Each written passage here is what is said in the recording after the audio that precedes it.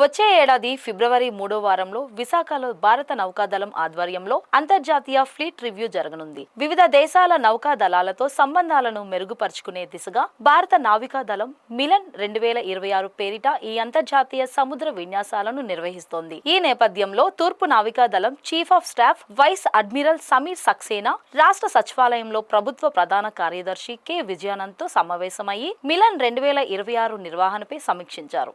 Fleet రివ్యూకు అవసరమైన సహాయ సహకారాలను రాష్ట్ర ప్రభుత్వం తరపున పూర్తి స్థాయిలో అందిస్తామని సిఎస్ విజయానంద్ ఈ సందర్భంగా నౌకాదళం చీఫ్ కు తెలిపారు. ఫ్లీట్ రివ్యూ ద్వారా అంతర్జాతీయంగా భారత్ కు, ఆంధ్రప్రదేశ్ కు, ప్రత్యేకంగా విశాఖకు మంచి గుర్తింపు వస్తుందన్నారు. పర్యాటక పరంగా కూడా అంతర్జాతీయ స్థాయి గుర్తింపు లభిస్తుందని పేర్కొన్నారు. ఫ్లీట్ రివ్యూకు రాష్ట్రపతి, ప్రధానమంత్రి సహా వివిధ దేశాల నేవీ అధికారులు, ఇతర ప్రముఖులు హాజరు కానున్నందున అందుకు అనుగుణంగా ఏర్పాట్లు చేయాల్సి ఉందని సీఎస్ చెప్పారు. ఫ్లీట్ రివ్యూ నేపథ్యంలో విశాఖ నగరాన్ని సర్వంగా సుందరంగా తీర్చిదిద్దేందుకు చర్యలు తీసుకోవాలని విశాఖ కలెక్టర్ సహా సంబంధిత అధికారులను సీఎస్ ఆదేశించారు.